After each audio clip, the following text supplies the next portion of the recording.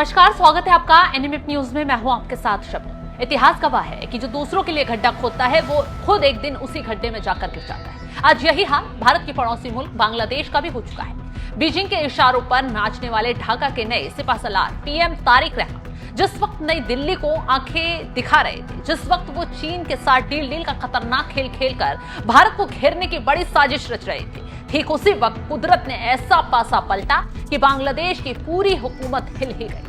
दरअसल मोंगला पोर्ट को चीन की गोद में सौंपकर भारत की टेंशन बढ़ाने की हिमाकत करने वाले बांग्लादेश को किसी और ने नहीं बल्कि म्यांमार के धमाकों ने हिलाकर रख दिया है। ऐसे जबरदस्त धमाके बांग्लादेश के बॉर्डर पर हुए जिसने पूरे मुल्क में भूकंप हिला दिया।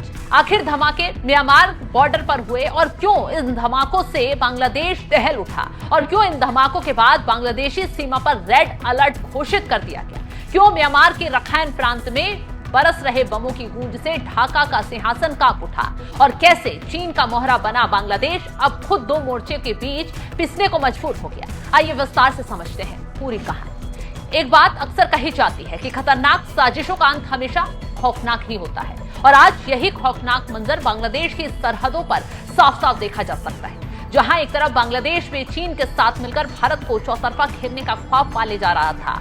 बांग्लादेशी नेताओं से लेकर कट्टरपंथी मौलाना तक साजिश के तार बुन रहे थे, तो वहीं दूसरी तरफ म्यांमार बॉर्डर से उठी बारूद की चिंगारी ने बांग्लादेश के वजूद को झकझोर कर रख दिया है। दरअसल हुआ ये कि म्यांमार के रखाइन राज्य में इस वक्त रोंगटे खड़े कर देने वाली जंग छिड़ी हुई है और इसकी सबसे बड़ी वजह रोहिंग्या मुसलमान है और रोहिंग्या मुसलमानों को निशाना बनाने के लिए बांग्लादेश की सीमा तक हमले हो रहे हैं, ताबड़तोड़ बमबारी हो रही है, गोलियां बरसाई जा रही हैं। म्यांमार की जुंटा सेना पिछले कुछ दिनों से रखाइन प्रांत के विद्रोही ठिकानों पर ताबड़तोड़ एयर स्ट्राइक कर रही है और इस आग की तपिश सीधे सीधे बांग्लादेश के बॉर्डर को जला रही है।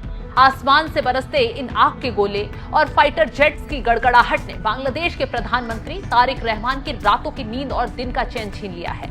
बॉर्डर पर अलर्ट जारी कर दिया गया है। पूरी दुनिया इस वक्त हैरान है कि आखिर जब बम म्यांमार की धरती पर गिर रहा है, जब तबाही म्यांमार के भीतर मची है, तो बांग्लादेश की सेना और बॉर्डर गार्ड थर-थर क्यों कांप रहे हैं और उन्होंने पूरी सरहद पर रेड अलर्ट क्यों जारी कर दिया है? चलिए इसके पीछे का सच भी जान लीजिए। दरअसल इस बेहद पेचीदा और सनसनीखेज मामले की सबसे बड़ी और कड़वी हकीकत जुड़ी है रोहिंग्या मुसलमानों से, जो एक बार फिर इस खूनी संघर्ष के केंद्र में आ चुके हैं। असल में म्यांमार की सेना जिन इलाकों को शमशान बनाने पर तुली है, वहां सबसे घनी आबादी रोहिंग्या मुसलमानों की। और इस पूरे गृह युद्ध की क्रोनोलॉजी को समझें तो रखाइन राज्य में म्यांमार की सेना और वहां के स्थानीय विद्रोही गुट अराकन आर्मी के बीच एक आर पार की जंग चल रही है।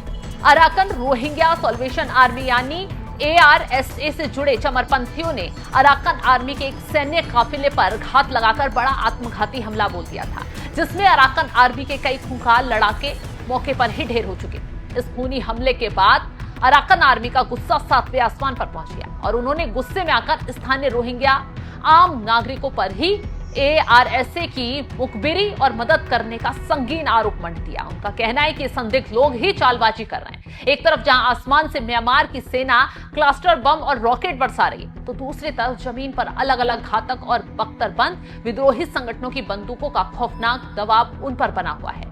अभी कुछ ही घंटों पहले म्यांमार के लड़ाकू विमानों ने जिन ठिकानों को नस्तनाबूद किया, वो सीधे तौर पर अराकन आर्मी का गढ़ थे, लेकिन बमबारी की जद में आकर रोहिंग्या बहुल इलाके पूरी तरह तबाह हो गए हैं, जिससे चारों तरफ चीख पुकार, लाशों का अंबार लग गया है।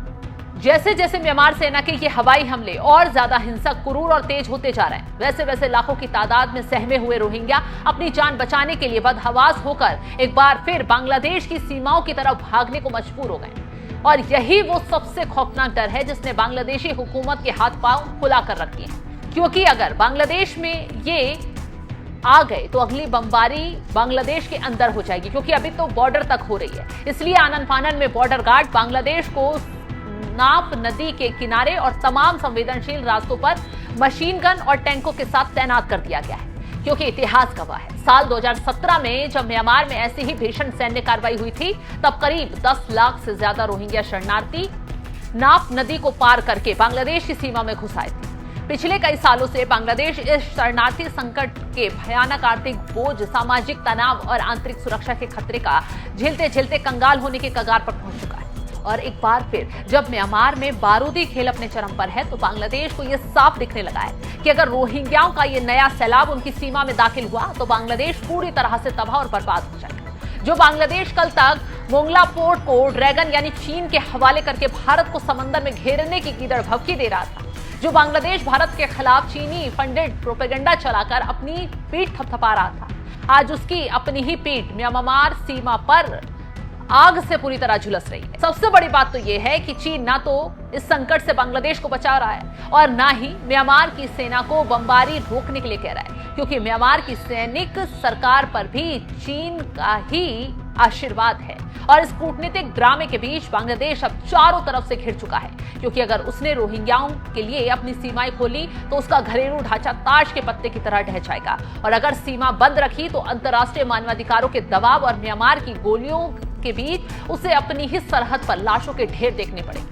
साफ है कि भारत के खिलाफ गहरी खाई खोदने की साजिश रचने वाला बांग्लादेश आज खुद म्यांमार और चीन के इस त्रिकोणीय बारूदी जाल में ऐसा फंसा है कि उसे बाहर निकलने का कोई रास्ता समझ नहीं आ रहा। बांग्लादेश में इस वक्त हाहाकार है, क्योंकि अगला बम कब कहां गिरेगा शायद बांग्लादेश को भी अब समझ नहीं आ रहा। फिलहाल इस खबर को लेकर आप क्या कुछ राय रखते हैं कमेंट बॉक्स में जरूर बताएं।